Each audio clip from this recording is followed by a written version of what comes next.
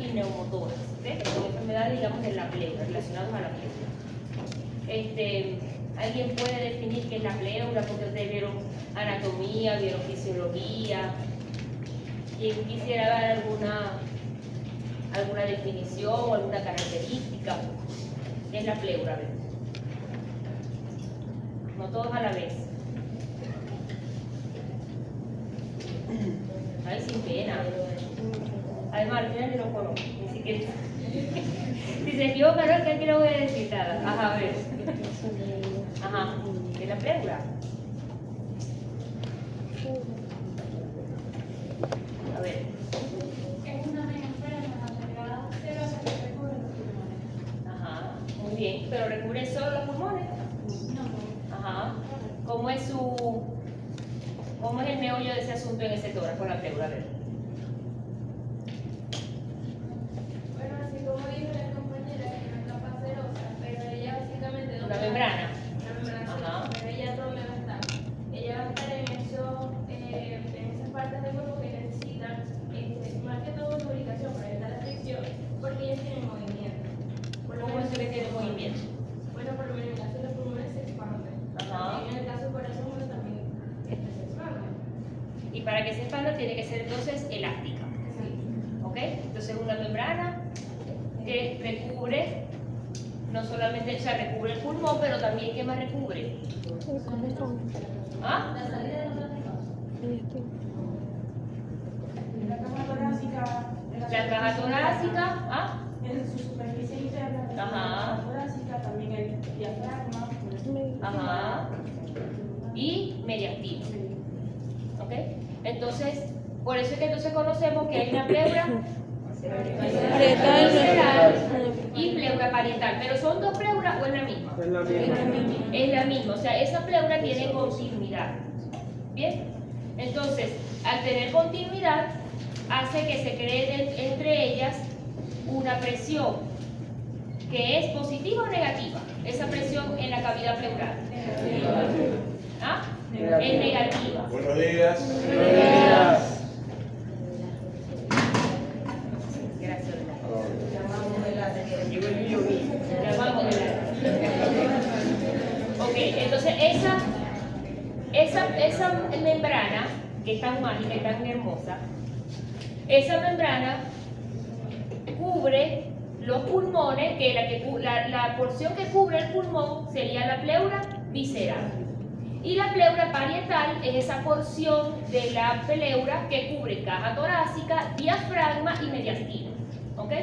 Pero no son hojas separadas, ellas tienen continuidad. Incluso en la cisura, ellas se insertan dentro de la cisura y siguen su continuidad. Si yo pierdo esa continuidad, pierdo entonces la presión negativa que ejerzo entre ellas. Porque esa presión negativa es lo que me hace la fuerza para que los pulmones se mantengan adosados a la caja torácica, se mantengan expandidos. Durante la expiración, esa fuerza, esa presión negativa se hace más negativa para que el pulmón se expanda. ¿Ok? Baja el diafragma y el pulmón se expanda. Cuando expiramos, la presión es menos negativa para que pueda salir el aire. Entonces, fíjense que es muy importante mantener esa presión negativa en la cavidad pleural. ¿Y la cavidad pleural será un espacio real o virtual? Virtual. ¿Por qué? Porque el espacio entre ellas es muy mínimo. ¿Ah? El espacio de ellas es muy mínimo. Es algo muy mínimo. Es muy mínimo ¿ok? y entre ellas hay un líquido que hace que, por decirlo así, que no se peguen. O que no rocen entre El ellas. líquido va a servir como un lubricante, eso es normal. Hasta 14 cc puede haber allí de líquido pleural y eso va a funcionar como lubricante para que entonces ambas hojas no se adocen, no se peguen y se deslicen entre sí con los movimientos respiratorios. Cuando ese líquido aumenta, entonces tenemos que derrame pleural. Y en otros casos, de pronto, si no tengo líquido, sino que tengo aire en la cavidad pleural, entonces le llamamos ¿qué? Neumotórax. Entonces eso es lo que vamos a ver.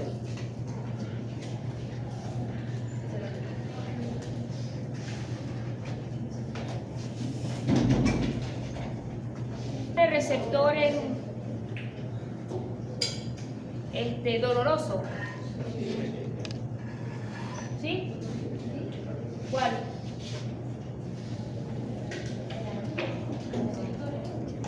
¿La visceral, la parietal o las dos o una de las dos? ¿Ah? La parietal tiene y la visceral no tiene nada. Si se inflama la visceral, ¿produce dolor? No se sabe. Sí produciría, pero no se lo localizado, porque el dolor visceral es muy difuso. ¿Ah? Sí produciría dolor, pero muy difuso, Porque si los receptores para que transmiten el dolor están en la parietal, entonces la visceral no tiene. ¿Qué tiene entonces la visceral? Ya ustedes vieron anatomía y fisiología. Eso son puras preguntitas del año pasado. O antepasado, no sé. ¿Ah? ¿Del pasado o antepasado? Antepasado. Antepasado anatomía, pero fisiología lo vieron el año pasado. ¿O no? Lo voy a acusar con el doctor Carlos.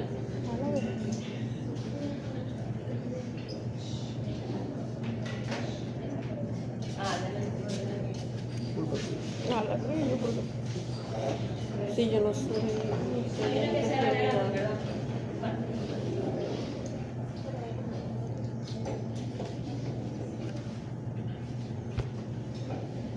Fíjense que la pleura parietal y visceral, a pesar de que es una misma pleura, ¿okay? Que tiene una continuidad, hay diferencias entre sí. La pleura parietal, el grosor, mide aproximadamente 22 milímetros y la visceral 55 milímetros. La irrigación de la parietal está dada por la circulación sistémica, a diferencia de la visceral que está dada por la circulación pulmonar. La parietal tiene estomas, por lo tanto, la absorción del líquido que se produce en la pleura se da a través de esos estomas que están ubicados en la pleura parietal. ¿Okay? Cuando hay obstrucción, digamos por algún proceso neoplásico, por ejemplo, entonces, o hay obstrucción incluso de los linfáticos, va a haber más acumulación de líquido, pues debido a que hay disminución en la absorción de ese líquido. La inervación está dada en la parietal por nervios intercostales y frénicos, a diferencia de la visceral que está dada por nervios vegetativos. Por lo tanto, los receptores de la pleura parietal son receptores sensitivos y es la que cuando se inflama o se irrita, se produce, es la que nos da la sensación de dolor. Ese dolor pleurítico que les va a comentar los pacientes, que es un dolor muy exquisito, bien localizado, pulsante, aumenta con los movimientos respiratorios, ¿ok? En cambio, cuando la pleura visceral, como no tiene receptores sensitivos, se inflama pero no produce dolor, pero sí tiene, digamos, receptores que son irritativos y eso genera tos. ¿Bien?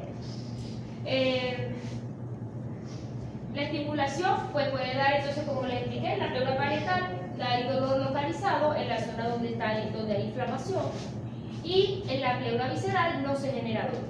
Por eso que a veces pronto pueden tener un paciente que tenga neumonía y no tenga dolor. ¿Ok? Porque si no está irritada la pleura parietal, pues el paciente no va a tener dolor. A lo mejor tiene tremenda neumonía y se ve la radiografía, una radiografía muy patológica, pero no presenta dolor, porque no hay irritación de la pleura parietal. ¿Entendieron? Vamos claro hasta ahí, ¿verdad? Sí. Entonces, bueno, como ya estábamos conversando anteriormente, la pleura mantiene adosada el pulmón a la pared torácica, pero eso es gracias a sus diferencias de presión, a su presión negativa. Y armoniza esas fuerzas elásticas para que funcione como un sistema elástico integrado y que el pulmón pueda expandirse. Y también la pleura tiene otra gran función que es participar en la formación y absorción del líquido pleural.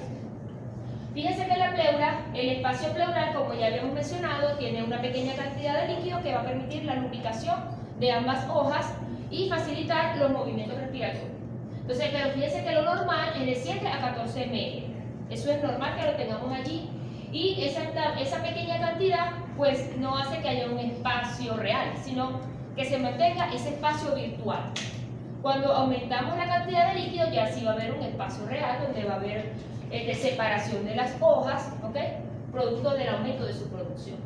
Y es normal que dentro de ese líquido pleural, pues, consigamos algunos polimorfos nucleares, podemos tener linfocitos, macrófagos, ¿ok? No es un líquido que está sin nada, ¿no? Tiene su celularidad dentro. Puede haber un número muy pequeño de hematíes y de células mesoteliales.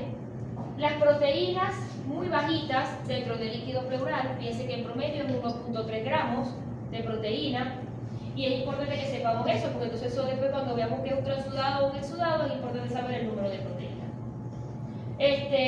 Con respecto a la sangre, el líquido pleural tiene un poquito más de bicarbonato con respecto a la sangre, y el sodio y el cloro está en menor cantidad con respecto a la sangre. Pero lo que es la PCO2, el potasio y la glucosa se mantienen más o menos igual, ¿ok? Entonces, si nosotros podemos medir la glucosa del líquido pleural, es similar, o debería, en condiciones normales, debería ser similar a la sanguínea. Por eso es que hay de pronto patologías, como por ejemplo, cuando tenemos un líquido pleural que es purulento, eso se llama empiema. En el empiema hay consumo de glucosa por todas esas bacterias que están allí, y la glucosa está muy bajita. Entonces, si nos ponemos a comparar, en ese caso, la glucosa de un empiema no es igual a la de la sangre, está baja, ¿ok? Entonces es un parámetro que nos orienta a un empiema, eso ya lo vamos a ver más adelante. Entonces, bueno, describimos el derrame pleural como la acumulación anormal de líquido en el espacio pleural. Y resulta del desequilibrio entre la formación del líquido pleural y su eliminación. Cuando tenemos líquido pleural, eso no es solamente por una neumonía. Nosotros podemos tener derrame pleural por diferentes causas. A ver, ¿quién sabe? ¿Cómo? También están las causas inflamatorias, obstructivas, neoplásicas, la proliferación de presión y por traumatismo. Ajá, él le enumeró un número de causas. Entonces, si se ponen a ver, no siempre el líquido se acumula por enfermedad pulmonar como tal, ¿ok? Podemos tener causas que también, que faltó mencionar allí. Insuficiencia cardíaca. Ajá, causas sistémicas, por ejemplo, insuficiencia cardíaca. ¿Qué otra? Insuficiencia renal. ¿Qué más? Causas hepáticas como la cirrosis, por ejemplo, ¿ok? Que vamos a ver tener diferencias en qué. A lo mejor lo que mencionó ya el amigo, diferencias de presiones. Por lo menos si yo tengo patologías donde tengo una presión hidrostática que está muy aumentada y me predomina sobre la osmótica, voy a acumular líquido allí. O como por ejemplo en insuficiencia cardíaca, tengo una sobrecarga de volumen, tengo aumentada la presión hidrostática, puedo acumular líquido. También un kilotórax. El kilotórax es otra causa, pero no es sistémica. O sea, es una causa, digamos, por alteración linfática, ¿ok? Casi siempre es iatrogénico, pero también se puede ver a tumores. Y también por disminución, cuando estamos hablando de la sistémica, entonces puede ser por aumento de la presión hidrostática o también disminución de la presión osmótica, como por ejemplo pasa en los cirróticos, que de pronto tengo hipoalbuminemia y el paciente me empieza a acumular líquido por todos los terceros espacios, no solamente en pleura, sino en abdomen, en miembros, etc. Entonces, bueno, estas son algunos, ya sabemos entonces que podemos acumular líquido, bien sea porque se está incrementando mucho líquido, por ejemplo, como pasa en los procesos infecciosos respiratorios. Si yo tengo una neumonía y tengo un exceso de producción de líquido inflamatorio, entonces eso se puede complicar con un derrame pleural, ¿ok? Pero es por incremento en la producción, porque está la pleura enferma, está inflamada. Si yo tengo, por ejemplo, un proceso neoplásico que tiene, donde vamos a suponer, tengo una paciente que tiene un cáncer de mama y tiene metástasis a nivel de pleura o a pulmón. Eso puede ser que entonces al tener enferma la pleura, eso incrementa la producción de líquido a nivel pleural. Pero si por ejemplo tengo algún paciente que tenga un linfoma, donde hay obstrucción linfática, donde hay alteración a nivel de los linfáticos, ¿ok? Ganglio linfático, entonces a lo mejor va a haber una disminución en la absorción porque tengo obstrucción de los linfáticos y eso entonces me va a acumular líquido, ¿ok? Entonces puedo tener aumento de la producción o tengo disminución en la absorción del líquido pleural. Entonces, bueno, todas esas patologías que me incrementen el líquido intersticial pulmonar, como por ejemplo, si tengo en pacientes con insuficiencia cardíaca, donde hay mucho líquido, no solamente a nivel de la, o sea, no solamente se acumula a nivel de la pleura, parece que en el edema pulmonar hay aumento de líquido en el intersticio. ¿Okay? Y eso también me va a generar líquido, finalmente me va a generar líquido a nivel de pleural. El incremento de la presión intravascular de la pleura, aumento de la permeabilidad de los capilares pleurales. Este aumento de la permeabilidad se ve sobre todo en los procesos inflamatorios infecciosos. ¿Okay? El aumento de la presión negativa intrapleural, otras como la citis, la ruptura del conducto torácico, que produce por allá, como dijo una compañera, quilotórax. La ruptura del conducto torácico la podemos ver en pacientes posterior al traumatismo, es más frecuente, o también de forma iatrogénica cuando se hacen cirugías torácicas. Y otro mecanismo para acumular líquido es la disminución en la absorción del líquido pleural, como la actuación del drenaje linfático, que ya mencionamos, y elevación de las presiones vasculares sistémicas. Entonces eso dificulta lo que es la absorción del líquido. Pero finalmente las manifestaciones clínicas, independientemente de la causa, o sea, bien sea porque tengo insuficiencia cardíaca, o porque tengo una infección respiratoria, o porque tengo ascitis, o porque tengo un traumatismo, ¿cuáles son las manifestaciones clínicas comunes? En un derrame pleural es el dolor pleurítico, disnea y tos. ¿Okay? Siempre el paciente con derrame pleural va a tener las tres cosas. Siempre va a tener dolor, siempre va a tener disnea o no. ¿O en qué caso? ¿Cómo? Hay pacientes diabéticos, no se refiere a un dolor pleurítico, sino se presenta la disnea y la tos. Ya uno, por ejemplo, en la ocultación, ya uno puede identificar si hay o no abolición de dolor, puede identificar que hay derrame pleural. También hay que ver si hay un antecedente. También lo mismo que usted dijo, de que en la visceral no hay dolor, entonces no siempre va a estar el dolor pleurítico, eso también depende si está pariendo la visceral. Pero parece que a través de la parental se da la absorción, ¿ok? Y si tengo pleura y si tengo líquido a nivel, en el espacio pleural, es porque está enferma la pleura en el dado caso de que sea un exudado. En los transudados no tengo enfermedad pleural, tengo enfermedad sistémica. Entonces,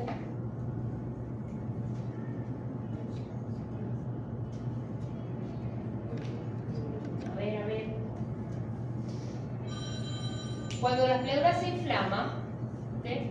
Cuando hay inflamación pleural, sobre todo en los casos, porque a veces en los casos, digamos, de donde no hay inflamación de la pleura, sino que estoy acumulando líquido porque, bueno, es un transudado por insuficiencia cardíaca, casi siempre el paciente no manifiesta dolor, es poco frecuente que manifieste el dolor.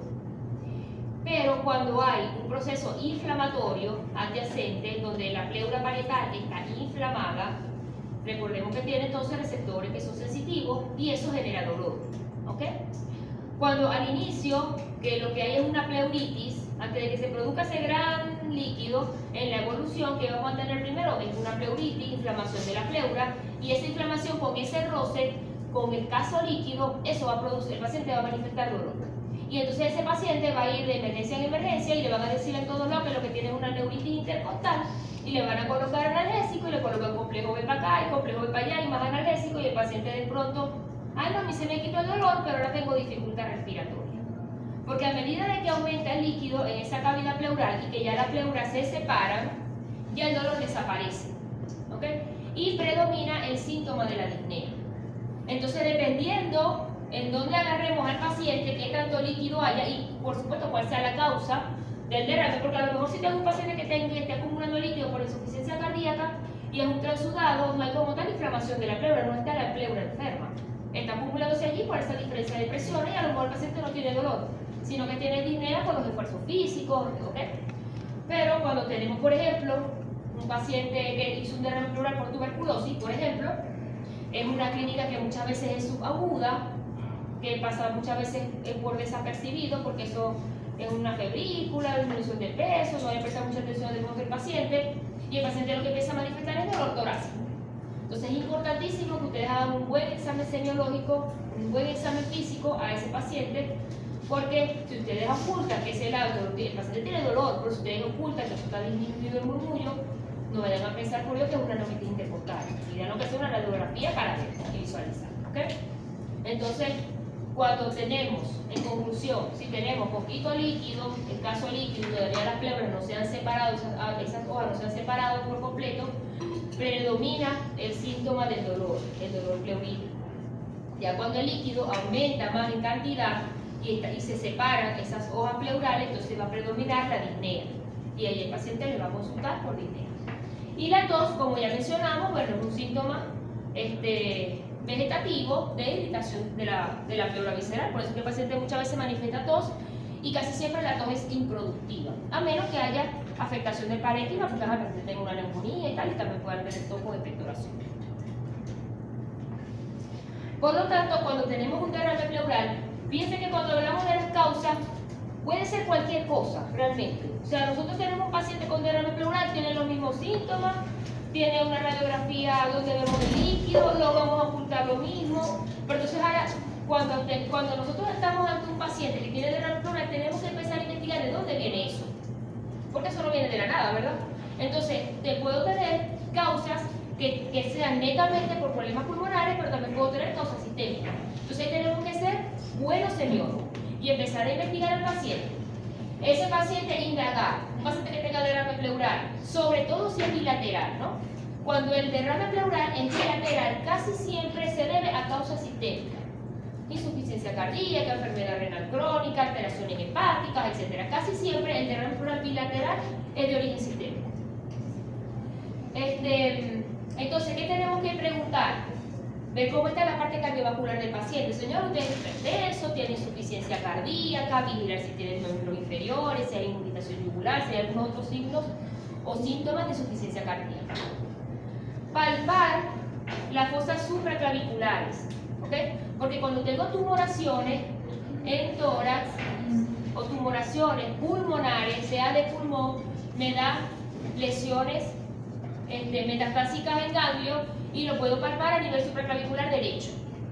Las tumoraciones que vienen de abdomen casi siempre se palpan adenopatías en la fosa clavicular izquierda. Entonces busquen a ver si ese paciente, aparte del derrame pleural, tiene alguna adenopatía. ¿Ok? Investigar eso. Verificar si el paciente tiene algún otro síntoma respiratorio, tos, expectoración, ha tenido fiebre, ¿ok? Sospechando de pronto de una neumonía adquirida en la comunidad. Buscar síntomas o signos de tuberculosis, sobre todo en nuestro medio. Si es un paciente joven, porque el derrame pleural por tuberculosis casi siempre es una prima infección tuberculosa. Entonces, en nuestro medio que hay tanta tuberculosis, casi siempre lo vamos a ver en personas jóvenes, pueden ser niños, adolescentes o adultos jóvenes. ¿Ok? Indagar si hay pérdida de peso, febrícula, contacto con tuberculosis, etc. Eso es importante conocerlo. En las mujeres no se olviden buscar las mamas, porque el primer sitio donde hace metástasis el cáncer de mama es a nivel de pleura o a pulmón. Entonces es bastante frecuente que de pronto consigan un derrame pleural en una señora ya de cierta edad, que de pronto, o a los jóvenes, porque el cáncer de mama no es solamente en personas mayores.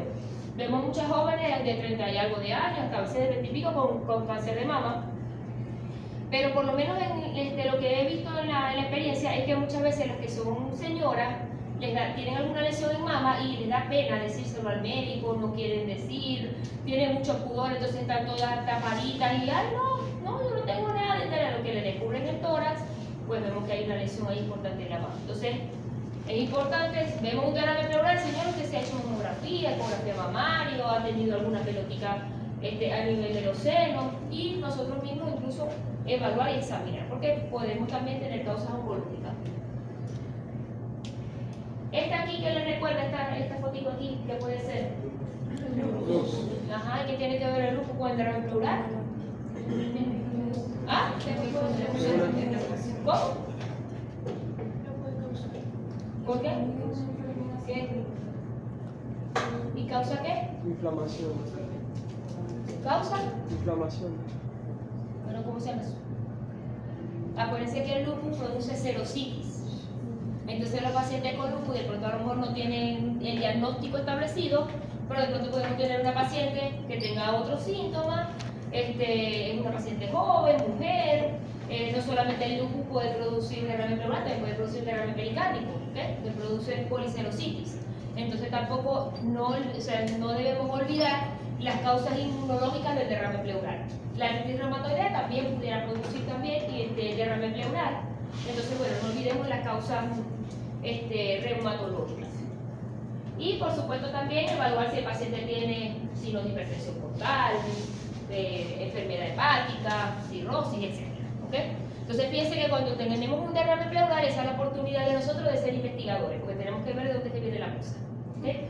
Porque no solamente son de derrame pleural, igual neumonía, si tiene una neumonía con derrame, no. ¿Okay? Derrame pleural no es igual a neumonía, no siempre va a ser así. Entonces tenemos que investigar cuál es la causa. Y fíjense que independientemente de la causa, ¿qué vamos a ver en la radiografía? La misma imagen, que cómo la describimos radiológicamente. ¿Cómo la describimos?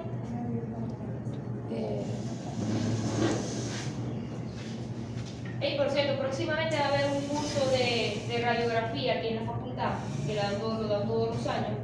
Los invito para que lo hagan, es buenísimo ese curso, porque veo que cuando llegan a la clínica todavía están muy expuestos en la imagen radiológica.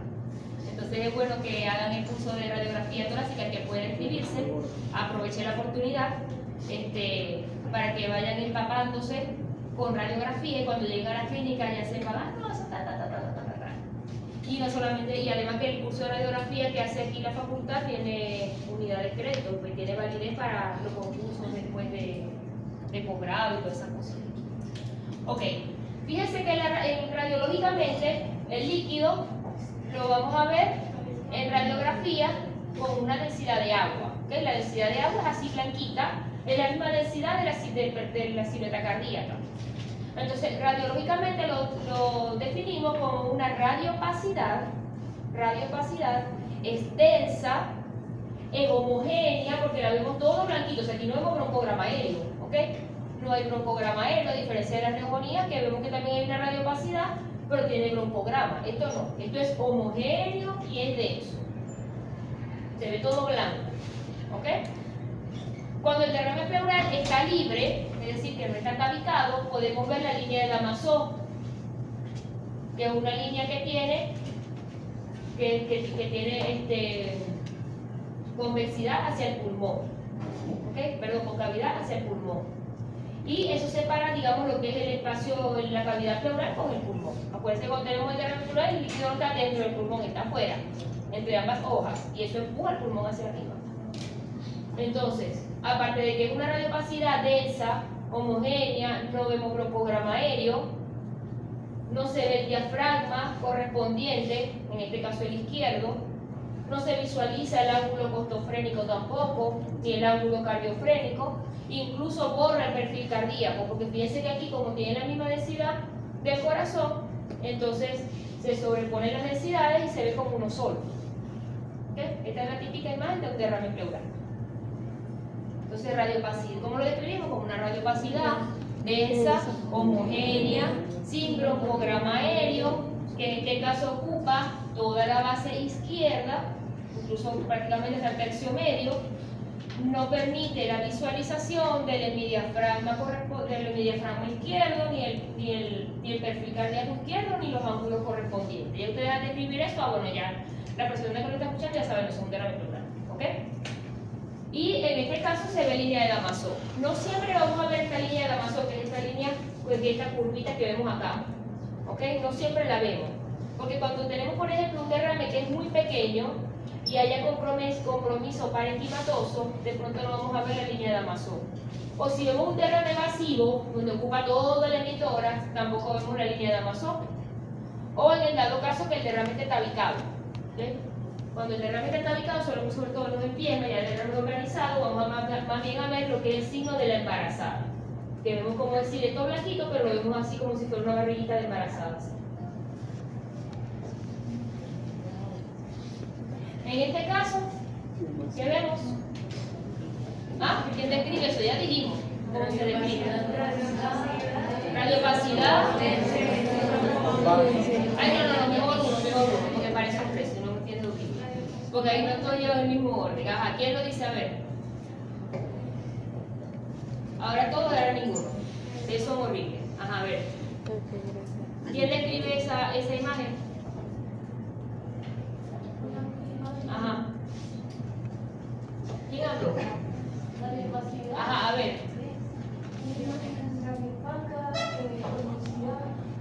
Radio opaca.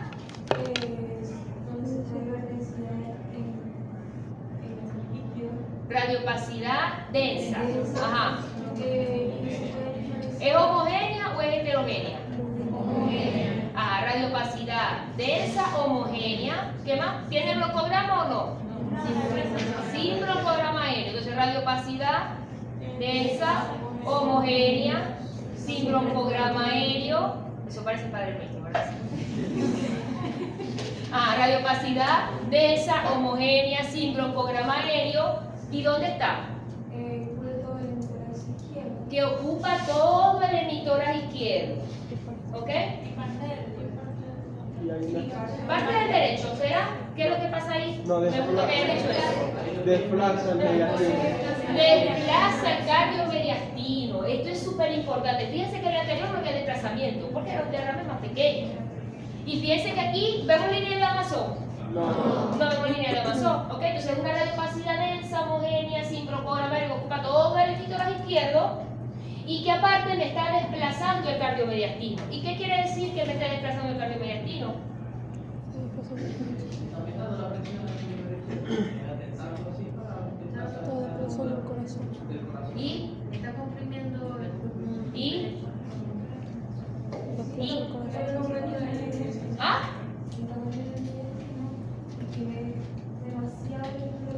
Ajá, y, ajá, te va a decir, ajá, ¿y entonces qué hago? Y dificultad respiratoria. Eso hay que drenarlo urgente, porque eso es un derrame hipertensivo.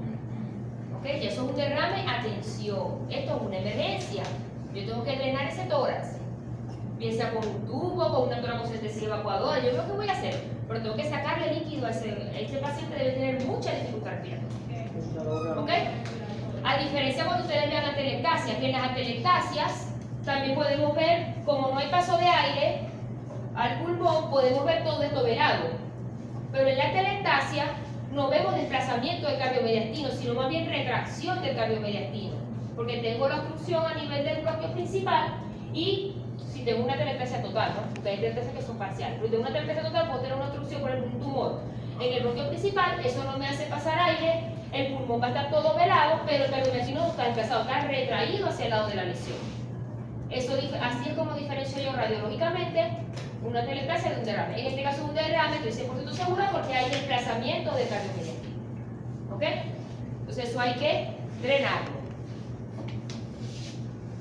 Pero fíjense que también les comenté que no siempre vamos a ver la línea de Amazon. Y a veces el derrame, de pronto si tenemos un paciente que haya tenido fiebre, todo, no sé qué, tuvo dolor pleurítico, y de pronto, no sé, no se trató bien, o no se colocó el tratamiento, o a lo mejor el médico le dijo, no, eso sí, por ejemplo, también ampicilina para la casa, se fue para la casa con su derrame, y a lo mejor era un empiema, ese derrame se organiza, ¿ok? Ese es el mecanismo natural de nuestro cuerpo que va a hacer organizar, encapsular ese derrame y se tabica. Y entonces ya no vamos a ver ese derrame libre con línea de Amazon, sino que vamos a ver una imagen así. ¿Ok?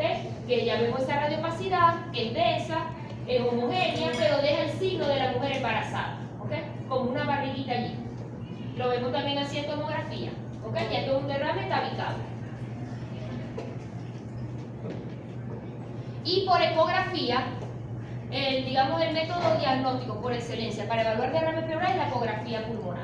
Porque a través de la ecografía incluso es superior a la rayos X. Si ustedes tienen de pronto, ustedes están haciendo la rural y no tienen para hacer rayos X, tienen por ahí un ecograma mal parado, póngale el traductor al paciente ahí en el tórax.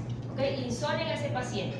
Porque el derrame pleural lo podemos diagnosticar por ecografía, incluso menos cantidad, con 50 cc ya lo podemos ver por ecografía. A diferencia de la rayos X, por la rayos X tenemos que tener como si fuera. Tenemos que tener como unos más o menos aproximadamente 200 cc para que se ocluya aunque sea el ángulo. Por ecografía podemos visualizar no solamente si hay la presencia o no de líquido, sino que a través de la ecografía podemos ver ciertas características del líquido que nos orienta hacia un exudado o un transudado. Porque por ecografía podemos visualizar si hay tabique dentro de ese líquido, si hay sedimento, ¿ok? Si hay imágenes, nódulos, digamos, pleurales, también lo podemos visualizar. Pues nos da información de cómo está el pulmón adyacente, si hay problemas, digamos, infecciosos a nivel de ese pulmón adyacente, si hay signos ecográficos de neumonía. Entonces, bueno, la ecografía realmente nos da mayor información a las características de ese líquido. Y en ecografía no vemos blanco como en la, no lo vemos blanco como en las rayos X, lo vemos negro, ¿ok? El líquido se ve anecoico, ¿ok? Se ve negrito. Claro que si tiene sedimento no lo vamos a ver anecoico, sino hipoecoico, o sea, vamos a ver ciertas estructuras blanquitas dentro de esto negro. Y esto que vemos aquí es el pulmón nadando dentro de ese líquido. Entonces, bueno, espero que tengan después la oportunidad de hacer ecografía pulmonar y hay varios signos ecográficos para diferenciar. Pero fíjense en lo que yo les mencioné, que cuando estamos ante la presencia de un derrame pleural tenemos que ser investigadores porque tenemos que ver cuál es la causa. Si a ustedes les llega en la rural un paciente con derrame pleural y de pronto no, ese paciente ya se ha estudiado, es un derrame pleural por insuficiencia cardíaca, etcétera, etcétera, bueno, de pronto hay que hacer ciertos ajustes, los diuréticos, los medicamentos y listo. Pero si es un derrame pleural y apenas el paciente está debutando con eso, se le conoce la causa, no manden ese paciente para la casa. Ese paciente, si no lo puede resolver de una, refiéranlo porque hay que estudiar ese líquido, ¿okay? Y determinar la causa, porque el tratamiento es diferente. Imagínense, no es igual que yo vaya a tratar un derrame pleural por una neumonía que sea a consecuencia de una neumonía o un derrame pleural que sea a consecuencia de un cáncer, ¿ok? El manejo es totalmente diferente, pero si no hago el diagnóstico, ¿cómo lo manejo? Es diferente que yo diga, no, este derrame pleural es por tuberculosis. Eso solamente va a mejorar con tratamiento antituberculoso. Si es un paciente con un derrame pleural por insuficiencia cardíaca, va a mejorar con el tratamiento de insuficiencia cardíaca. El manejo es muy distinto de acuerdo a la causa. Entonces, ¿qué tenemos que hacer? Primero, una toracocentesis diagnóstica, porque a través del estudio del líquido, yo puedo ver el líquido, fíjense que en la radiografía lo veo igual. Pero a través del estudio citoquímico del líquido es que yo voy a empezar a diferenciar. ¿Será un transudado? ¿Será un exudado? Para empezar a buscar mi árbol de causa en estos pacientes. Entonces, lo primero que tengo que hacer es una toracocentesis diagnóstica. Esto es un procedimiento, normalmente como, bueno, de pronto si no hay más nadie y ustedes como médicos rurales están entrenados en el procedimiento y es una emergencia, bueno, de pronto puedan hacerlo, pero normalmente lo hace el especialista o por lo menos donde haya residencias de medicina interna o de neumología, ¿okay? O cirugía de tórax. Entonces, bueno, es un procedimiento que donde primero el sitio de punción es donde esté el murmullo más abolido, donde se escuche el murmullo abolido, o por lo menos si está disminuido, donde esté muy disminuido, que nosotros percutamos y allá que en el derrame pleural, si nosotros percutimos, ¿qué hay? Matidez. Entonces, donde esté mate, no ocultamos el murmullo, allí es donde hay más cantidad de líquido, y entonces allí hacemos la punción. Pero en líneas generales, ¿en dónde se hace la punción? A nivel del quinto o sexto espacio intercostal, podemos hacerlo en la línea escapular, ¿ok? Línea escapular, o en la línea axilar posterior, o en la línea axilar media, y en algunos casos en la línea axilar anterior. Se evita hacer toracocentesis en las regiones anteriores para evitar la arteria mamaria, porque eso sí sangra y mucho. Entonces, casi en la toracocentesis siempre se hace o a nivel lateral o a nivel posterior, ¿ok? Entonces, ¿en cuál de las líneas? Ya sabe, quinto, séptimo intercostal, en una de esas líneas donde ustedes oculten el murmullo realmente abolido. Ya la tendencia es hacer la toracocentesis y todos esos procedimientos guiados por ecografía, sería lo ideal, ¿ok? Entonces, a través de la insolación evaluamos en dónde está el líquido, lo ubicamos y entonces se hace la toma de la muestra para evitar complicaciones. ¿Qué complicaciones podemos tener con una toracocentesis? Neumotórax, porque si de pronto pulsamos y no está líquido ahí, podemos hacer un neumotórax, ¿ok? Aparte de otras complicaciones como el sangrado, infecciones, etc. Entonces, bueno, cuando se hace la toracocentesis se limpia muy bien el área, del centro hacia la periferia, se coloca primero un abón de anestesia y el sitio de la punción es a nivel de quinto, sexto paso intercostal, en la línea axilar, a nivel de las líneas axilares, el anterior, medio, posterior o en la línea escapular. Y cuando vamos a hacer la punción en el espacio intercostal, tiene que ser el borde superior de la costilla inferior. Si supongamos esta son mis costillas, ¿verdad? Entonces yo digo, bueno, este es el quinto espacio, aquí está Marte, donde voy a colocar la aguja tiene que ser el borde superior de la costilla inferior.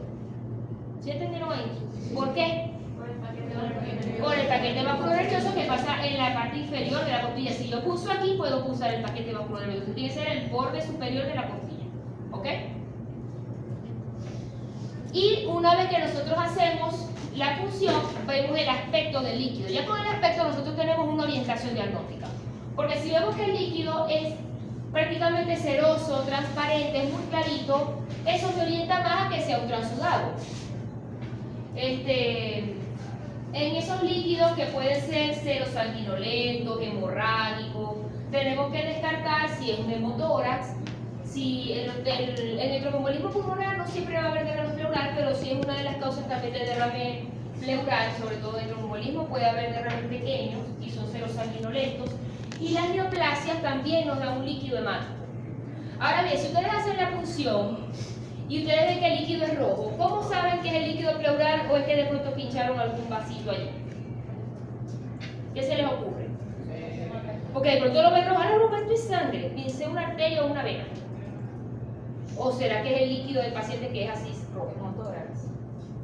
¿Ah? Bueno, ¿cómo saben si es un hemotórax, si es un líquido, por ejemplo, sanguinolento o es que hicieron una iatrogenia? Que usaron algún vasito, porque puede pasar. A veces pulsamos y nos sale rojo y ya tenemos que tener la certeza de que no pulsamos un vaso. Por el color de la sangre. Puede ser igual el rojo que la sangre. La consistencia. ¿Qué tiene que ver la consistencia? ¿Cómo? La sangre más viscosa. Puede ser viscoso. Ustedes sacan la muestra, ¿ok? Y dejan allí la inyectadora reposando. Si eso se coagula, eso fue sangre, usaron un vaso. Si no coagula, es rojito, pero no coaguló, ese es el líquido de la pleura, el líquido pleural. ¿Ok?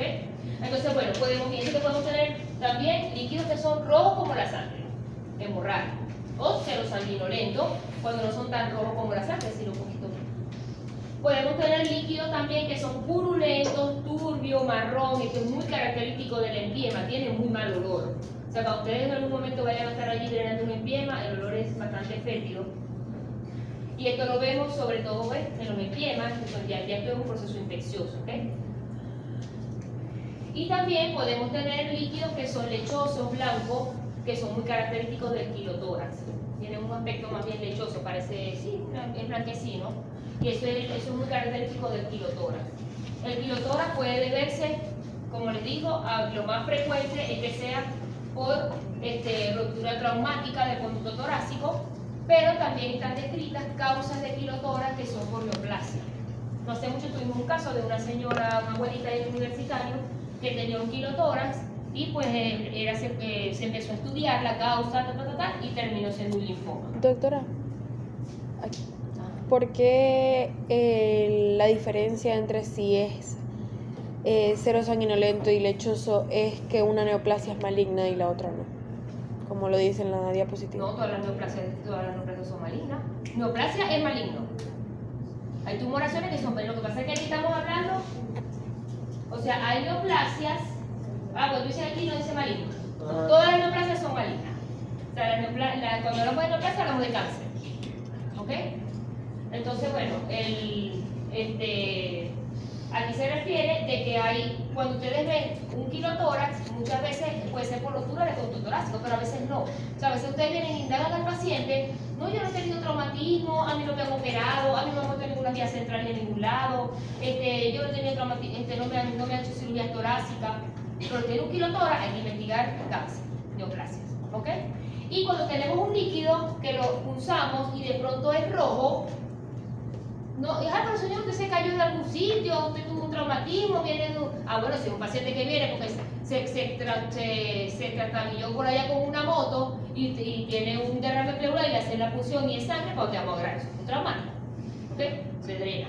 Pero si es un paciente de pronto que es un abuelito, no sé qué, viene con un derrame pleural, en lo que le hacen la punción, no tiene antecedente traumático y le hacen la punción y es rojo, tenemos que pensar en neoplasia. Porque las neoplasias hacen líquidos hemorrágicos. ¿Ok? Una vez que nosotros tomamos esa muestra de líquido, porque ya nosotros vimos el aspecto, y el aspecto nos orienta, pero nosotros tenemos que tener los pelos del burro en la mano, para saber en verdad de dónde viene eso. Entonces, ¿qué tenemos que hacer? Lo básico, el citoquímico del líquido pleural. En el citoquímico, ¿qué vamos a pedir? Proteína, LDH, pH, glucosa, celularina diferencial, colesterol, triglicéridos y albúmina. ¿Ok? Pedimos citología del líquido pleural. Incluso podemos pedir un bloque celular del líquido pleural, porque esto nos va a dar un diagnóstico anatomopatológico para evaluar si hay células cancerígenas dentro del líquido. A través del citoquímico nosotros evaluamos si es un exudado o un transudado. ¿Ok? A través de la citología y bloque celular podemos evaluar si hay células cancerígenas dentro del líquido. Y pedimos cultivo del líquido pleural para ver si crece una bacteria, pensando en algo infeccioso. También podemos pedir, si estamos pensando en tuberculosis, podemos pedir un GINESPER y BK del líquido pleural también. ¿Ok? Si estamos pensando en tuberculosis, ¿qué otro examen podemos pedir en el líquido pleural? ¿Ah? Bacilo de Koch. Tuberculosis, qué horror, no se acuerda. Bacilo de Koch. ¿Ah? Bacilo de Koch. No, así es BK. ¿Qué pedimos? Cuando tenemos una sospecha de derrame pleural por tuberculosis, ¿qué tenemos que pedir en ese líquido? Aparte del citoquímico, aparte de, por ejemplo, un BK o un GINESPER, también lo podemos pedir. ¿Qué otra cosa que examen también nos puede orientar? ¿Ah? No repasamos nada en vacaciones, qué horror. Estaban puro en la playa con Mérida. El ADA. Adenosín diaminasa. El ADA del líquido pleural. Cuando es mayor a 40 y a mí el citoquímico me da un exudado linfocítico, entonces tengo que pensar en tuberculosis más en esta zona. Ok. Yo les comenté que a través del citoquímico nosotros sabemos si el paciente tiene un exudado o un transudado. Y eso lo sacamos a través de los criterios del AIR. Para sacar los criterios del AIR tengo que tener el citoquímico del líquido pleural y tengo que tener la LDH y proteína sérica para yo poder sacar la relación. ¿Ok? Entonces, si yo tengo una relación, yo voy a buscar la LDH de la pleura y la divido entre la LDH sérica. Si esa relación es menor a 0.6, me orienta al transudado. ¿Ok? Mido la proteína de la pleura entre la del suero, o sea, la sérica, la proteína del paciente. Si es menor a 0.5, me orienta al transudado.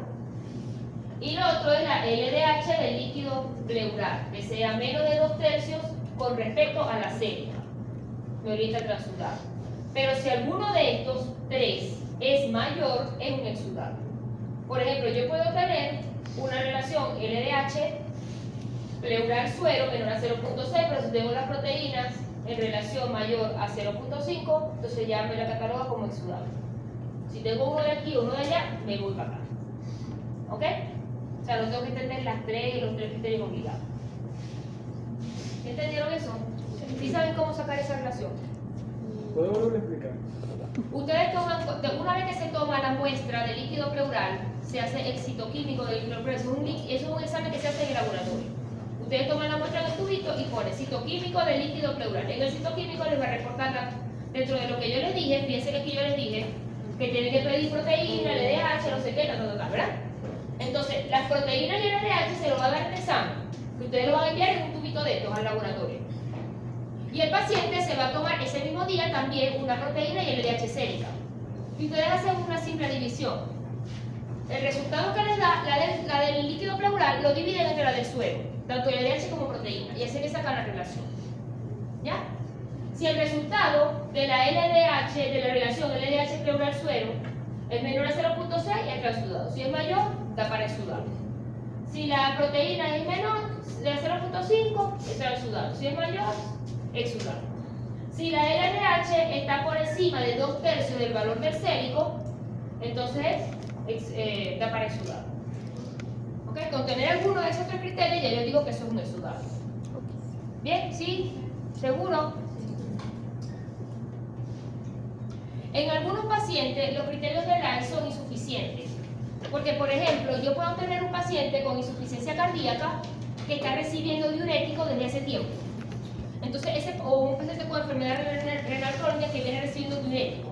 Entonces, ese paciente que recibe muchos diuréticos ya de larga data, el líquido tiende a acumular más soluto. ¿Ok? Y a lo mejor si le saco los criterios de Lyell solo, no, es un exudado porque tiene las proteínas altas. Entonces, tengo que sacar en esos pacientes una modificación que es a través de la albúmina. ¿Ok? Tengo que entonces medir.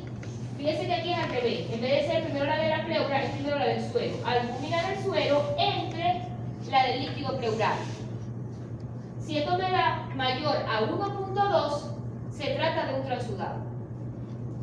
¿Ok? A pesar de que tenga las proteínas altas por criterio del Lyell. ¿Bien? Entonces, esto lo hago sobre todo en pacientes que estén recibiendo diuréticos, o sea, no lo sé con todos los pacientes, solamente en esos pacientes que estén recibiendo diuréticos de larga data, que están pacientes con insuficiencia cardíaca, que de pronto, este paciente tiene CDR pleural, tiene insuficiencia cardíaca, no tiene signos y síntomas de infección respiratoria, vamos a sacar la relación de la albúmina. Entonces, esa albúmina del suero entre la del líquido pleural, si es mayor a 1.2, me orienta a más bien a un transudado. Y la relación de proteína del suero entre el líquido pleural más del 3.1 también. Y hay otro examen que también se puede hacer en el líquido pleural, que es el ProBNP, ¿okay? Que es el péptido natriurético. Si yo hago un péptido natriurético del líquido pleural y es mayor a 1500, eso también me orienta a insuficiencia cardíaca y a problemas transudado. ¿Bien? ¿Se entendieron esa parte? Sí. A veces, cuando estamos en la práctica, y de pronto estás en el hospital o en un ambulatorio donde de pronto el paciente no tiene muchos recursos, y a duras penas puede hacerse el citoquímico y no se puede hacer la proteína ni la LDH sérica y la albúmina sérica, entonces podemos orientarnos en los valores del líquido pleural, en que si vemos que la proteína del líquido pleural es mayor a 3 gramos, eso nos orienta al exudado. Y si la LDH es mayor a 200, también nos orienta al exudado, ¿okay? Por valores solo del citoquímico. Si en el caso tal, lo tenemos para sacar la relación. Entonces, bueno, ¿para qué nos sirve a nosotros saber si es transudado o exudado? Porque ahí nosotros vamos englobando las causas. Acuérdense que aquí van a ser investigadores del examen físico, tal, ahora vamos por la muestra de líquido, estamos en otro nivel. Ok, si es un transudado, ¿a qué causas me orienta? Insuficiencia cardíaca, síndrome nefrótico, enfermedad renal crónica, ¿ok? Hipoproteinemia, todas esas causas me generan, los líquidos son transudados. Cuando es un exudado, aquí tengo entonces que diferenciar. Porque en el exudado, ¿qué quiere decir? Que la pleura está enferma. Si yo tengo un exudado, es porque la pleura está enferma. ¿Y por qué está enferma? Tengo que ver si es por infección, si es por inflamación autoinmune, si es por neoplasia o causas misceláneas. ¿Ok? Cuando la pleura está enferma, llora y se produce el derrame pleural. Y es un exudado cuando la pleura está enferma. Pero cuando es un transudado, no, esto aquí no hay enfermedad pleuropulmonar, tengo que ver la causa sistémica. Tengo proteína con el paciente, vamos a utilizar la proteína. Está en insuficiencia cardíaca, vamos a optimizar el tratamiento de insuficiencia cardíaca. ¿Ok? Entonces, cuando es un exudado, tengo que ver, esto es un exudado, pero yo tengo que ver si es por infección, si es por inflamación autoinmune, si es por neoplasia o por causas misceláneas. Entonces tenemos, en infecciones, ¿cómo diferencio yo si es por neumonía o es por tuberculosis? En inflamaciones autoinmunes, por ejemplo, la colagenosis, la reumatoidea, el lupus, que está dentro de la colagenosis, el síndrome de Dreyer también puede ocasionar exudado. Neoplasias, todas las diferentes neoplasias, no solamente a nivel pulmonar, acuérdense que también están las metástasis pleurales que también me generan exudado. Y tenemos otras causas como el tirotórax, que ya mencionamos, la pancreatitis produce exudado. Paciente con pancreatitis, una de las complicaciones es el derrame pleural. Casi siempre el derrame pleural de pancreatitis es izquierdo.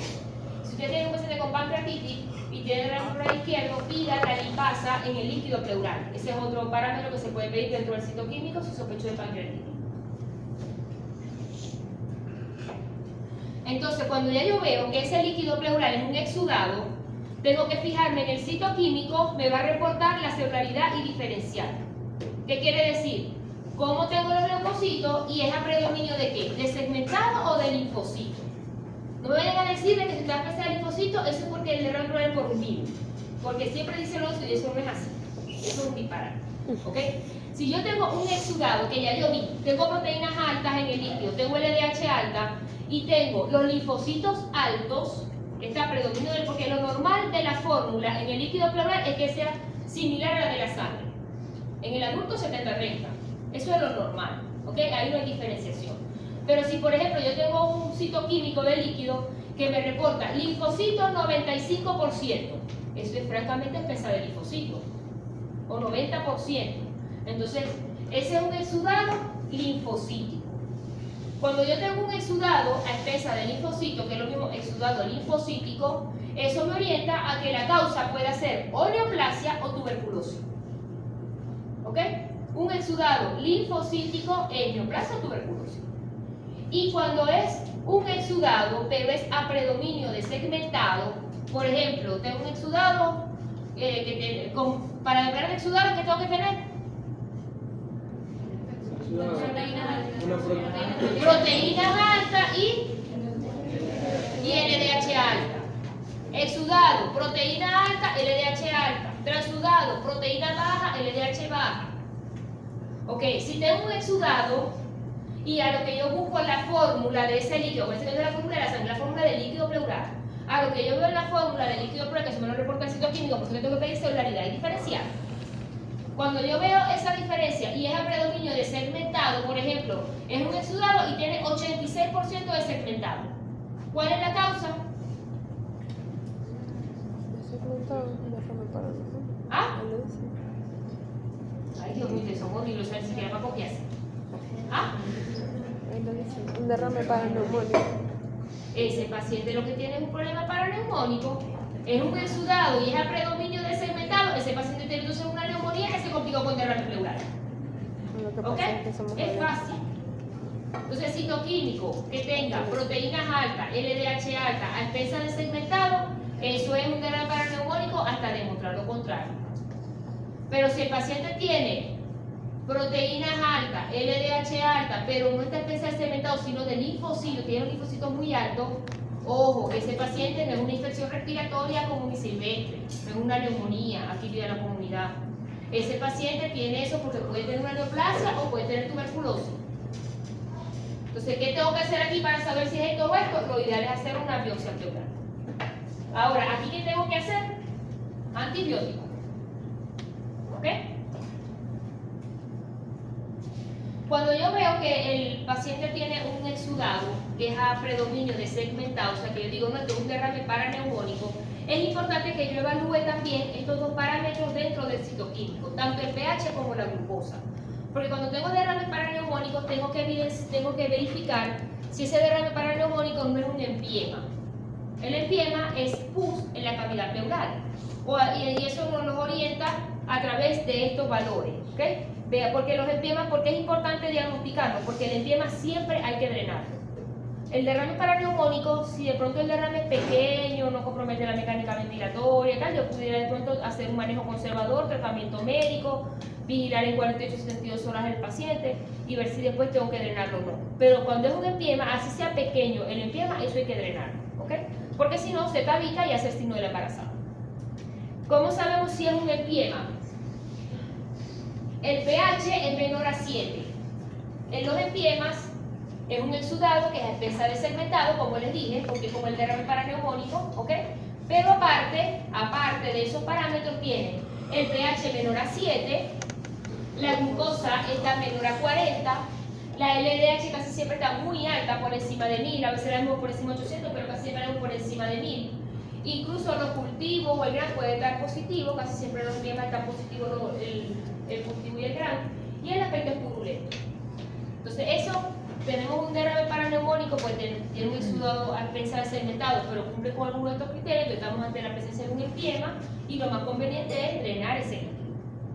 ¿Ok? ¿Iván, captaron esa parte ahí? Sí.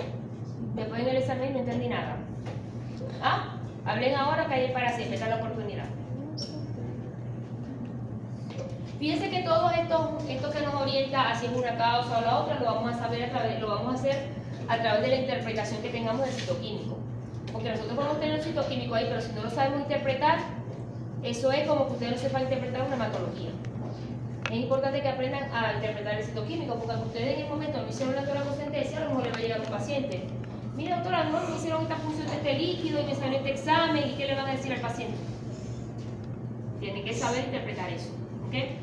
Y también la interpretación les va a ayudar a ustedes a saber qué hacer con el paciente, cómo orientarlo, si tiene que verlo un especialista, si lo pueden manejar ustedes o no, ¿ok? Como médicos generales.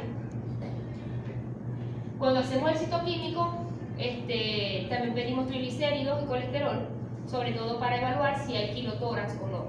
Hablamos de kilotórax cuando hay triglicéridos en el líquido pleural mayor a 110, ¿ok? Más de 110, acuérdense que el kilotórax es un líquido ¿de qué aspecto? Lechoso. Es un aspecto lechoso, blanco, ¿ok? Lechoso. Y lo que hacemos en citoquímico lo corroboramos es por citoquímico, porque yo lo sospecho por el aspecto, pero tengo que tener un citoquímico. El citoquímico es triglicéridos mayor a 110, eso es característico. En algunos casos puede ser que tenga los triglicéridos entre 50 y 110, pero ya con presencia de kilomicrones dentro del citoquímico, que lo reporta el analista, pues ya eso te habla de kilotórax, ¿ok? La presencia de kilomicrones. También se denomina pseudokilotórax, es cuando no está elevado los triglicéridos, sino el colesterol. Un colesterol en el líquido pleural mayor a 250, hablamos de pseudokilotórax, no de kilotórax. Fíjense que en el pseudokilotórax los triglicéridos los tengo bajitos, menor a 50, pero lo que tengo elevado es el colesterol. Y en esos exudados linfocíticos, ¿cómo es el exudado linfocítico? ¿Ah? Neoplásico y... Si es un exudado que tiene alto o que tiene bajo. ¿Tiene alto qué? La LDH y la proteína. ¿Y qué más? ¿Y qué más tiene alto? Y los linfocitos. Entonces, al empezar el linfocito. Entonces tengo proteína, LDH alta y los linfocitos altos. Es un exudado linfocítico. ¿Y a qué causa me orienta el exudado linfocítico? Neoplasia. Neoplasia o tuberculosis. ¿Ok? Entonces, si yo tengo en nuestro medio, es muy importante descartar tuberculosis. Y otro de los exámenes que tengo que hacer, que ya les mencioné, es el AGA del líquido pleural. Porque la tuberculosis pleural, el líquido es pausivacilar. O sea, ustedes le hacen el BK, a veces incluso el Ginesperi y sale negativo. Y no quiere decir que no tenga tuberculosis. Entonces, el AGA es un parámetro que nos orienta a tuberculosis. No siempre el AGA es tuberculosis, ¿ok? El AGA alto. Porque, por ejemplo, puedo tener un empiema, en los empiemas el AGA suele estar alto.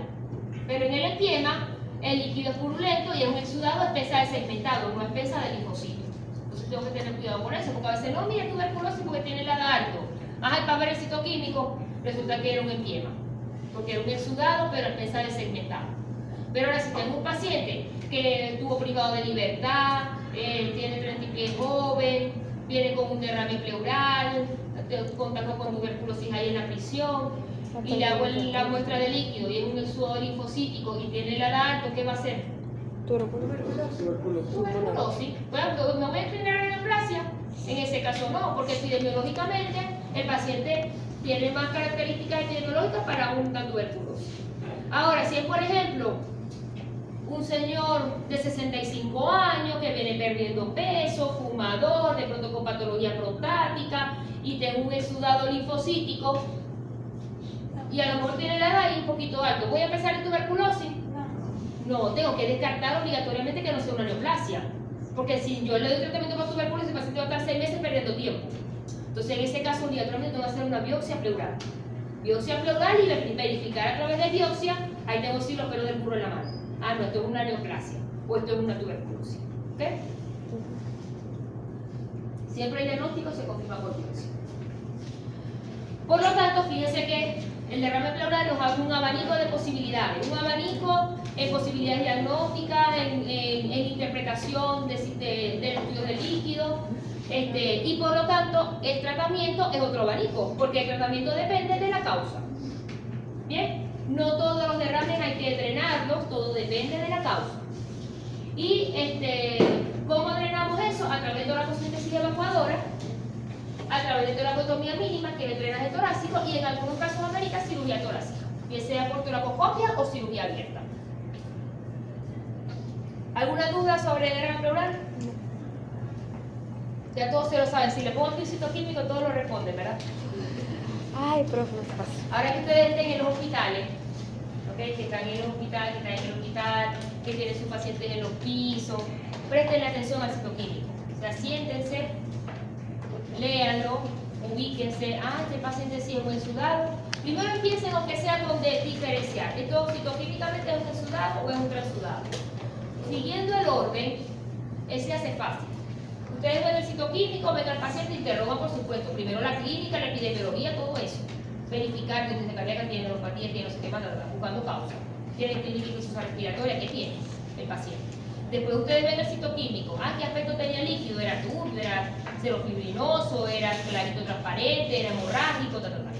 Después ustedes ven, no, es un exudado o es un transudado. Fíjense en la proteína de la LDH del paciente. Saquen los criterios del si tienen la diferencia entre si tienen una sérica con una del vayan practicando. Después se fijan, no, es un exudado, pues si es un transudado, ustedes no se van a poner ahí a ver si es linfocítico, si es segmentado, transudado y ya está, eso ahí no miran más nada. Busquen la causa. ¿Ok? Pero cuando es un exudado, ahí sí tienen que fijarse, ¿es predominio del segmentado o es predominio del linfocito? Porque recuerden que exudado es que está enferma la pleura, pero tengo que ver de dónde viene la enfermedad. Si es por infección, si es por cáncer, si es por tuberculosis, si es por alguna coagulopatía, etc. Entonces ustedes se fijan aquí, ¿es un exudado o es un transudado? Vean, ¿es especial segmentado o es especial del linfocito? Y ahí van descartando las causas. Si es un exudado especial segmentado, eso es para neumónico. Por tanto, tengo que verificar si no es un empiema. Busquen pH, busquen glucosa. ¿Ok? Bien, ahora vamos con neumotórax. El neumotórax no es más que la presencia de aire dentro de la cavidad pleural. Y aquí no tenemos líquido, tenemos aire. ¿Ok? Entonces, ese espacio virtual que era negativo se vuelve positivo y el pulmón se colapsa. ¿Ok? El paciente con neumotórax típicamente presenta síntomas de dolor torácico, tos seca y disnea. Recuerden siempre el neumotórax como diagnóstico diferencial del paciente con dolor torácico. Puede venir por expansibilidad del ventilador. Sí, hay hipersensibilidad al examen físico, ya va. También se puede palpar, hay algunos individuos, por ejemplo, de estructura más delgada, que como aumenta la presión pulmonar, se ve irritación de tensión de la tráquea y en algunos casos palpación de la presión periférica, basílica cefálica. Lo que no podemos ver de pronto cuando es un neumotórax hipertensivo es el pulso paradójico. Eso sí lo podemos evidenciar en el neumotórax hipertensivo. Pero los neumotórax no siempre van a tener todos esos hallazgos a nivel semiológico, porque hay neumotórax que son en menor porcentaje neumotórax marginales, ¿ok? O hay neumotórax que son atención, que el neumotórax atención es el que te da el pulso paradójico. Pero los neumotórax marginales, de pronto no vamos a ver todas esas alteraciones, pero si el paciente en neumotórax marginales puede cursar con dolor torácico, tos seca y disnea. Y dependiendo también si el paciente tiene enfermedad pulmonar previa o no. Porque no es igual, por ejemplo, no sé cómo es tu nombre. Gerardo. Ven acá, Gerardo, párate aquí.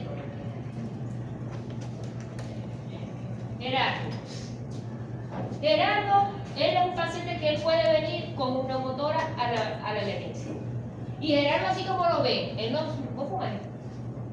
Él no fuma, pero se le ha pegado. Tampoco, bueno. Gerardo, él se porta muy bien, pero fíjense cómo es la contextura de Gerardo. Él es jovencito, él es delgado, ¿ok? Es delgado y solo. Ajá. Estos pacienticos a veces llegan con neumotórax y tienen dolor torácico y tienen disnea. ¿Por qué? Este tipo de pacientes lo vemos que hacen causas de neumotórax que son, ¿qué tipo? ¿Por qué no tiene una enfermedad del pulmón, aparentemente? Y él no ha tenido ningún traumatismo, él está aquí bien, estudiando su clase de semiología. ¿Puede ser? Fíjense aquí, cállate ahí.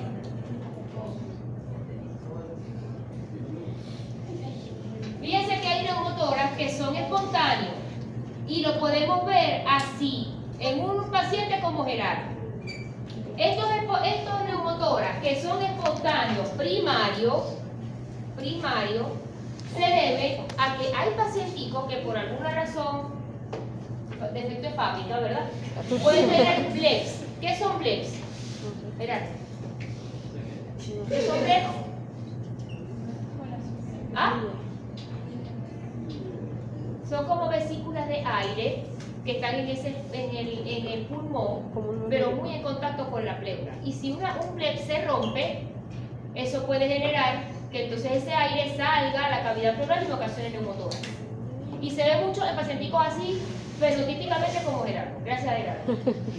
Para que no se les olvide, si ustedes ven un jovencito que le llega con dolor torácico, disnea y tos, piensen en neumotórax. Piensen en Gerardo. Porque este tipo de neumotórax lo vemos con cierta frecuencia en pacientes como Gerardo. Claro, porque no lo pensamos. Porque entonces de pronto decimos, no se le joven, no sufre de nada, no tiene nada en el pulmón, porque va a tener los niquíes, eso es neumotórax. A lo mejor vamos a ponerle ahí un diclofenac que se vaya para la casa, que son una neurita. Y a veces pueden incluso llegar con enfisema subcutáneo. Porque a veces ese bleps no, digamos, está, fíjense aquí como lo vemos, ¿ven? Ven aquí como una vesiculita, que al romperse pueden ir y hacer aquí el neumotórax, pero hay algunos bleps que no están ubicados en relación a la caja torácica, sino hacia el mediastino. Y cuando ese bleb está en relación hacia el mediastino, va a haber neumomediastino. Y cuando hay neumomediastino, es más probable que ese aire incurra por el mediastino y luego hacia la piel y veamos al paciente con enfisema subcutáneo. Entonces lo palpa y crepita. Eso es el enfisema subcutáneo. ¿Ok? Entonces fíjense que tenemos neumotórax que puede ser espontáneo, el espontáneo primario que se causa por bleps o en algunos casos también por bulas, pero bulas que no estén relacionadas al paciente fumador, egótico, no. Bulas que son, digamos, de problemas primarios genéticos. ¿Ok? Eso puede romperse, esas bulas son burbujas de aire donde hay pulmón donde está el fluido allí y hay como esas burbujas de aire que se pueden romper hacia la cavidad pleural y eso me genera neumotórax y esos son los casos de neumotórax espontáneo primario. Entonces fíjense, ya sabemos que el neumotórax es la presencia de aire dentro de la cavidad pleural y típicamente ocasiona dolor torácico y el dolor es rápido, o sea, yo estaba bien normal y empecé con un dolor y todo y disnea. Ese paciente descarta el neumotórax porque es uno, incluso el neumotórax es uno de los diagnósticos diferenciales del síndrome coronario agudo. ¿Ok?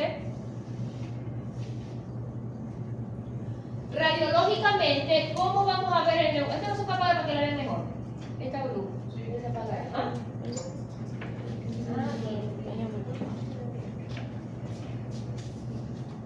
Para que vean aquí mejor esta radiografía. El neumotórax, radiológicamente, ¿cómo lo vamos a ver? ¿Cómo está el pulmón aquí? ¿O está aquí? ¿Hay neumotórax ahí? ¿Ah? Sí. ¿Dónde está? ¿Quién se para aquí y me lo señala? Ajá, párate para acá. A ver, ¿dónde está ahí el neumotórax? No hay nada, ¿qué puede pasar? ¿Ah? No hay nada, ¿qué puede pasar? Si ya Gerardo pasó, ya cualquiera puede pasar, ¿verdad? Sí. Está este ladito. ¿Por qué está ahí? Porque no hay trama. Ajá. No hay trama. ¿Y qué más hay? Hay diferencia. Hay esa barra de luz de este lado. Ajá, ¿y cómo se llama eso? Ajá. Entonces, en primer lugar, fíjense que tenemos lo que digo, ¿cómo es tu nombre? O sea, como muy bien dicho Santiago, hay hipertransparencia. Fíjense que aquí no vemos la trama vascular que vemos aquí. Aquí vemos estas rayitas que están aquí, esto no es neumonía, esto es la trama vascular del pulmón. ¿Ok? Fíjense que aquí incluso la trama, aquí podemos ver, ¿ves? Que aquí vemos que todo esto tiene tejido pulmonar. Pero si lo comparamos con aquí vemos trama hasta aquí. Ya para acá no vemos nada. Esto hay hipertransparencia. Es el primer signo que vemos. ¿Ok? Hipertransparencia. ¿Qué más vemos? Como la trama vascular hace referencia a donde llega el pulmón, bueno, si está desplazada, no vamos a ver parénquima pulmonar. Exactamente. En esa hipertransparencia no vemos parénquima pulmonar. Hay ausencia, vemos hipertransparencia en ausencia de parénquima pulmonar. ¿Y qué más? Si yo tengo aire aquí, ¿dónde está el pulmón? Desplazado hacia la derecha. Está colapsado. Entonces tengo colapsado el pulmón. ¿Ok? Hay colapso pulmonar. ¿Y qué más tengo? La línea pleural. Fíjense que aquí podemos diferenciarlo muy bien, ¿ves? ¿Sí lo ven? Sí. Esto que me está delimitando aquí es la línea pleural, la pleura visceral, por supuesto, porque la pleura parietal la tengo para acá. Entonces esta es la pleura visceral que me está cubriendo mi pulmoncito que está aquí. Y esta imagen no se le puede olvidar, porque entonces ustedes van y hacen la radiografía al paciente y lo ven así, no, tú estás bien, váyase para la casa y llevan al paciente con neumonía para la casa. Y después llega no con el pulmón aquí, sino ya colapsado aquí como si fuera un niñocito. ¿Ok? Gracias, muy bien. Perdón. Ok. Entonces, fíjense, estos son los signos radiológicos en un neumotórax. Hipertransparencia del lado donde está, por supuesto, afectado. Ausencia del parénquima pulmonar. Dentro de esa hipertransparencia no vemos parénquima. ¿Ok? Está el pulmón colapsado, hay colapso pulmonar. Y vemos esa línea de colapso que es la pleura visceral. ¿Bien? Entonces está facilito. No siempre lo vamos a ver así, porque como les dije, hay neumotórax más grandes, neumotórax más chiquitos, ¿verdad? Sí. Y a veces lo podemos ver así. Fíjense que en este caso hay hipertransparencia en todo el hemitórax y prácticamente está el pulmón en este pedacito, en el ilio. Acuérdense que cuando se va, cuando hay neumotórax, el pulmón se colapsa hacia el ilio. Y aquí lo vemos todo metido aquí en el ilio, ¿ves? Este es el pedacito del pulmón que quedó ahí, colapsado. Y todo esto es hipertransparencia. También podemos verlo así. ¿Qué es esto, verdad? No tiene forma. ¿Qué les parece aquí? Súper. ¿Dónde está el neumotórax? ¿Ah? Luego de tratarlo, ¿el pulmón vuelve a su estado natural o...? Sí, normalmente sí. Depende también de la causa. Pero eso se drena al sacar el líquido, el aire, ¿ok? Que vuelvan otra vez las presiones, porque tú aquí estás con presión positiva. Aquí perdí la presión negativa, el pulmón se colapsó. Entonces, eso que hay que drenarlo, y el pulmón luego va expandiendo a medida que se hacen ciertos ejercicios, actividades y tal, vuelve a expandir.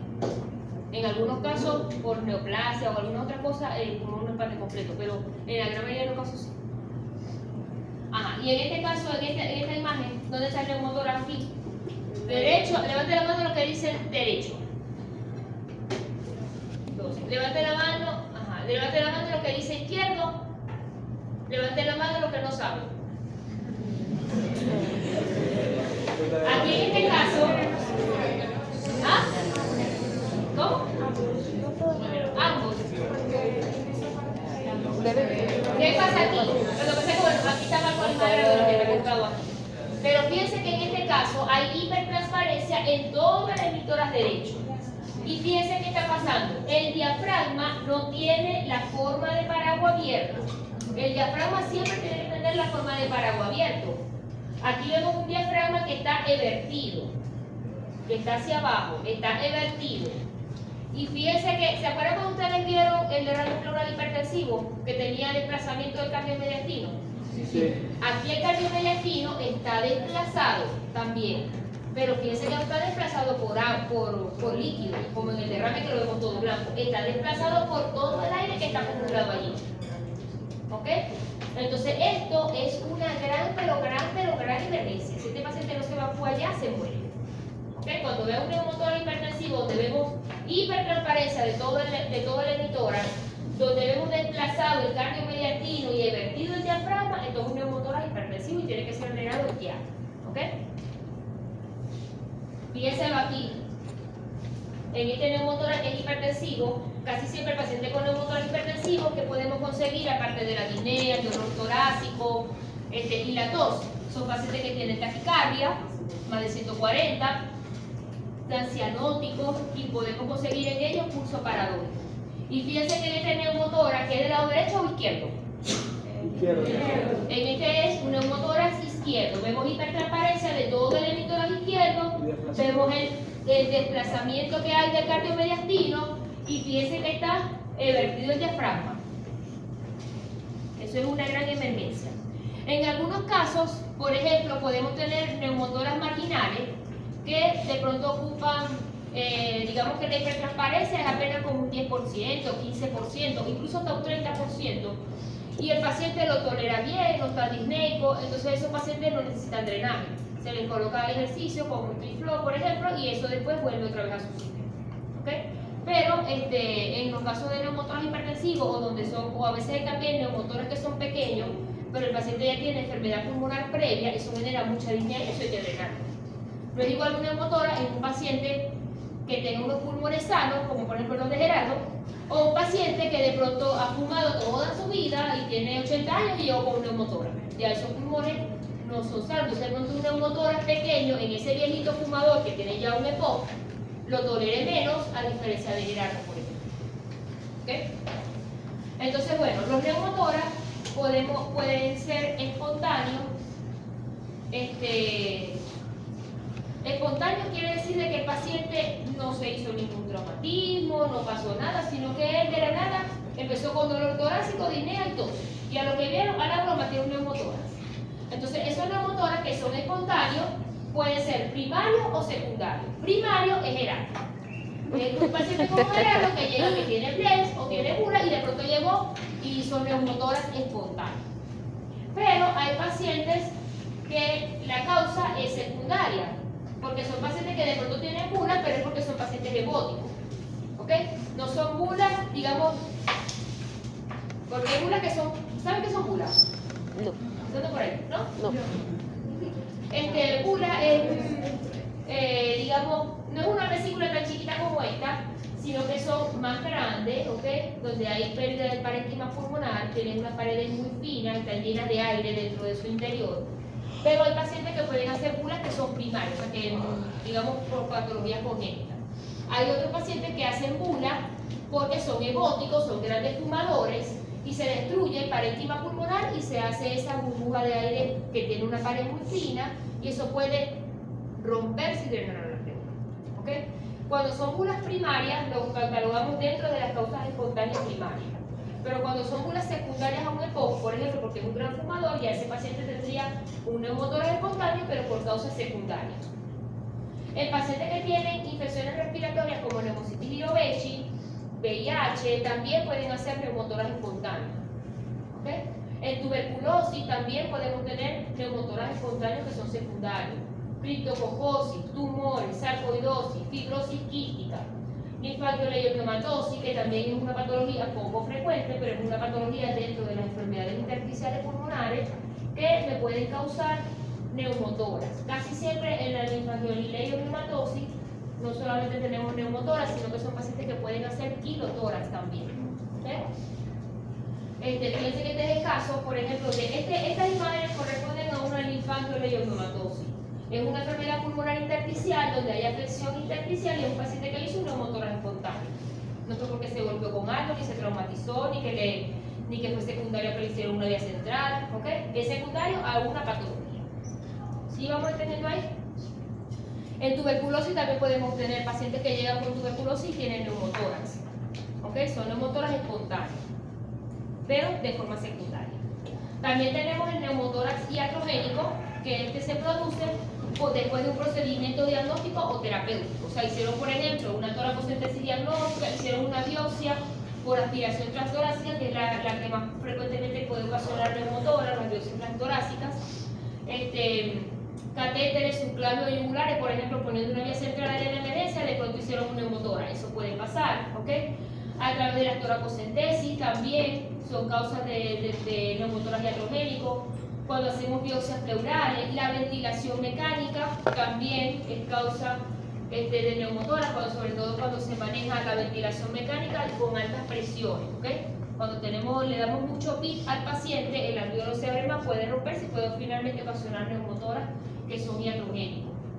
En el momento de hacer traqueotomía, incluso se han reportado casos de neumotoras a través de la reanimación cardiopulmonar y las biopsias pulmonares transbronquiales. Entonces, todo eso que nosotros estamos allí pulsando el tórax y hacemos neumotora, ya eso fue iatrogénico, no porque haya alguna enfermedad como tal en el pulmón. Y tenemos los neumotórax traumáticos, que es contener un traumatismo. Podemos tener también lesiones de neumotórax, o producir neumotórax. Cuando hablamos de un neumotórax que es traumático, esto puede originarse bien sea por trauma cerrado o por trauma abierto. ¿Ok? A veces tenemos, por ejemplo, en el cerrado, es que ustedes ven la pared torácica indemne. Puede tener la pared torácica indemne y se produce por el mismo impulso pues, del traumatismo. A nivel torácico, entonces vemos el pulmón colapsado con el espacio del neumotórax. En los traumáticos abiertos, podemos tener, por ejemplo, ya fracturas de costilla, que esa costilla lesiona el pulmón y entonces se produjo el neumotórax. ¿Ok? Entonces, tanto en los traumatismos o los neumotórax, que son traumáticos, bien sea cerrados o abiertos, podemos tener también incluso neumotórax que son a tensión. Tenemos que descartarlo bien, que ustedes saben cómo se ve, que es que desplaza todo el mediastino. Y en los casos de traumatismo es frecuente también conseguir hemoneumotórax. ¿Qué hemoneumotórax qué es? Sangre con aire en el espacio pleural. ¿Ok? Y radiológicamente lo vamos a ver así. Radiológicamente lo vemos así. Fíjense que aquí tenemos hipertransparencia, hay ausencia de la trama vascular, el pulmón está colapsado aquí, ¿ok? Pero vemos esta imagen, fíjense que aquí no hay línea de Damazón, porque la línea de Damazón recuerda que es así, ¿verdad? Aquí no tenemos línea de Damazón, porque aquí perdimos la presión.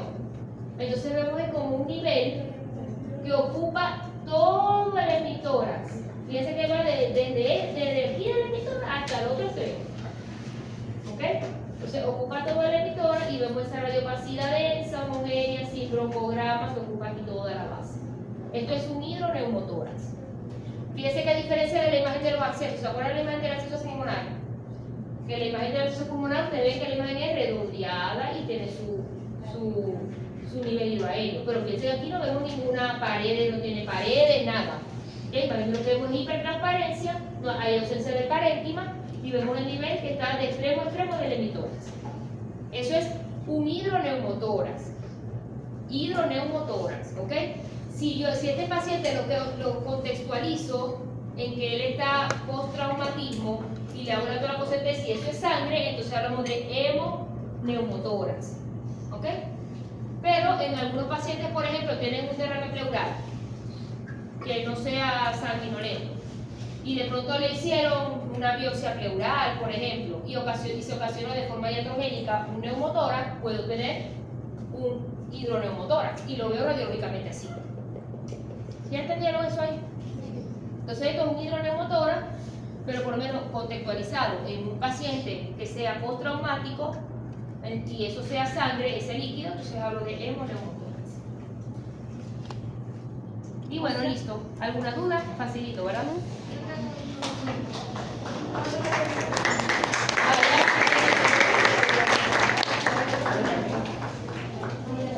¿Cuándo qué?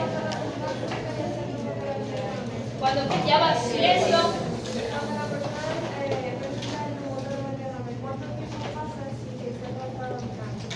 No hay que tratarlo. O sea, un paciente que tenga neumotórax, ¿cuál es la conducta?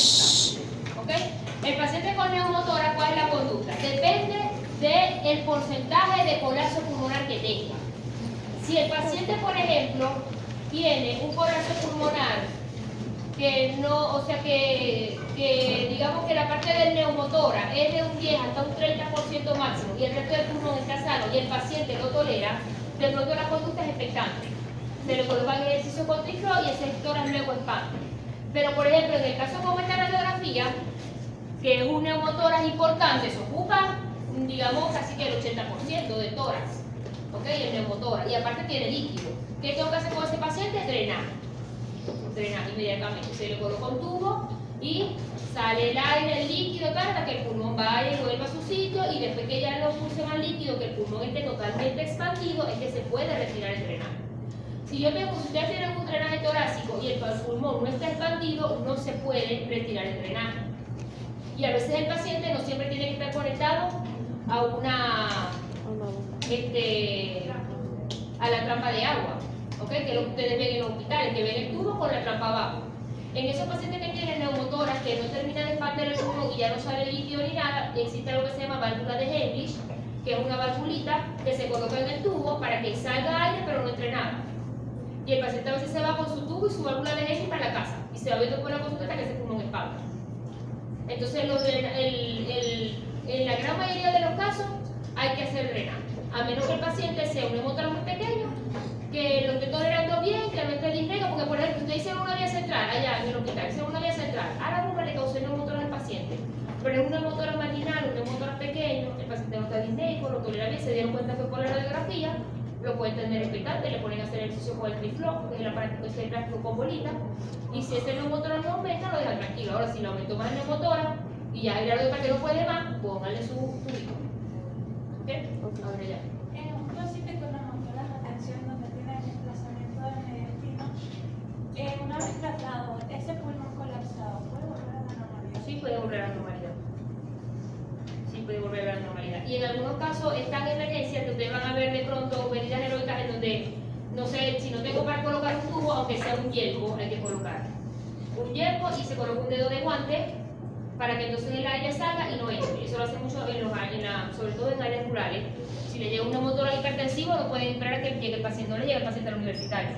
Tienen que hacer ustedes en el rural. Entonces tienen que colocar, así sea, si no tienen que drenar con un tubo, un yelmo, casi siempre lo hacen a nivel superior, según el paso intercostal, por fuera de la línea media, y se coloca dentro en la salida del yelmo un dedo de guante, lo corta para que entonces eso funcione como válvula. Salga aire, pero no entre más. Y eso le salva la vida a los pacientes, por lo menos para que el mediastino llegue a su punto mientras se hace el traslado y después cuando llegue al hospital, que haya todos los recursos, se coloque el tubo. Entonces, bueno, les deseo mucha suerte. Y que